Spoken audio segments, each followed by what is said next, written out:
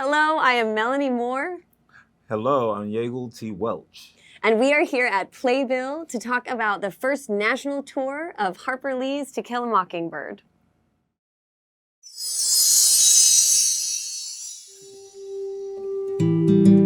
What has it been like to work on this piece of theater, to tell this story? It's been rewarding because I understand now that I'm a part of something that is transformative, that's going to heal society, that's going to address issues that we have been uncomfortable with, and it sort of just puts it right in front of our face, and hopefully can implement some type of change culturally and sociologically.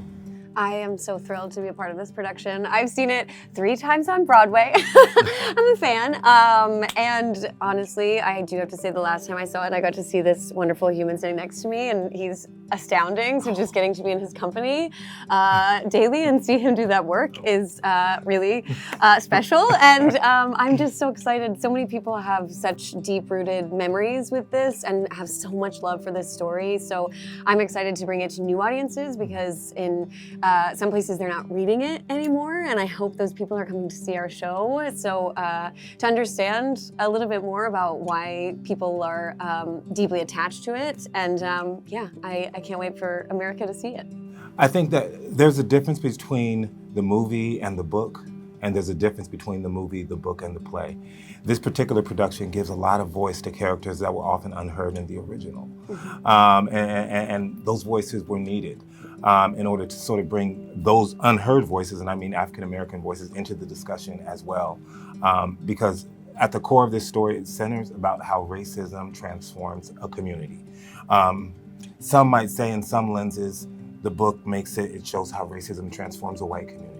And not necessarily lends voice to the Black characters. And this play, Aaron Sorkin sort of hones in on that and sort of provides that voice. And it really does serve as a missing link that's very much needed. I think that going into communities of people that might not necessarily come to New York and take in a lot of art, I think will be very exciting. I hope that we can go into communities and hold up a mirror in some ways. And I hope that as they're sitting in the audience, they are not capable of walking away without seeing themselves in our story and how they play a role in today's world.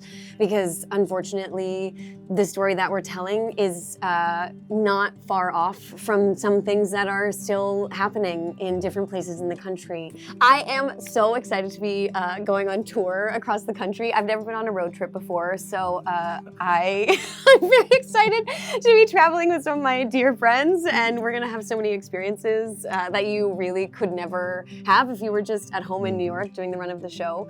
For example, there is a bar, I think in Cleveland, sorry if you're not in Cleveland, I think in Cleveland, that's called Good Night John Boy, and I don't know if you know that Richard Thomas is John Boy, and so we're very excited to bring him there. I can't wait. Drinks for everyone. They're gonna be so excited. I'm gonna be so excited. It's like experiences like that. You can't write that stuff, and those are gonna be memories that I'll have forever. Well, what am I excited about as it pertains to touring across the country? Food.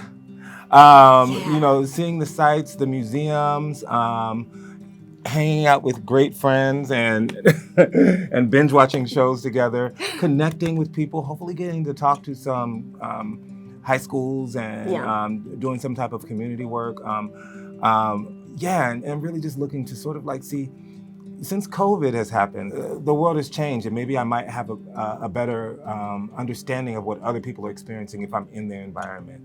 I hope that when audiences across America come to see our production of To Kill a Mockingbird, they're able to separate what they thought they were going to see from what they remembered about the book, and open up their minds to what we're showing them.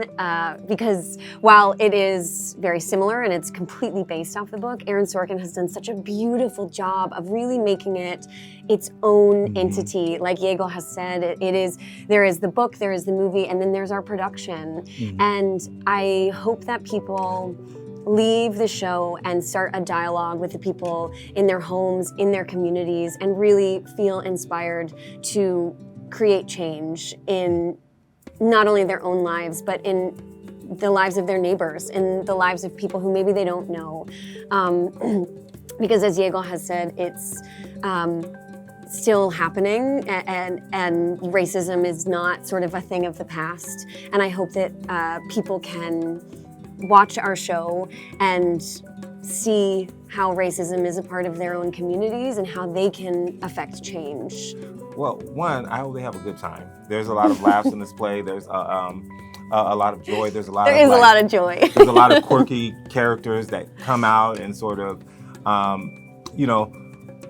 help you to see the social world of this particular culture, but in a very funny and light way.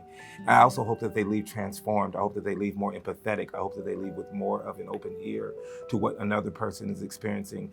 And I hope that they now choose to sort of open their eyes. When something is not happening to you, it doesn't mean it's not important. It doesn't mean it's not harmful. I hope they see the world from a different lens. Thank you for watching, and thank you to Playbill. And be sure to catch the first national tour of Harper Lee's To Kill a Mockingbird in a theater near you.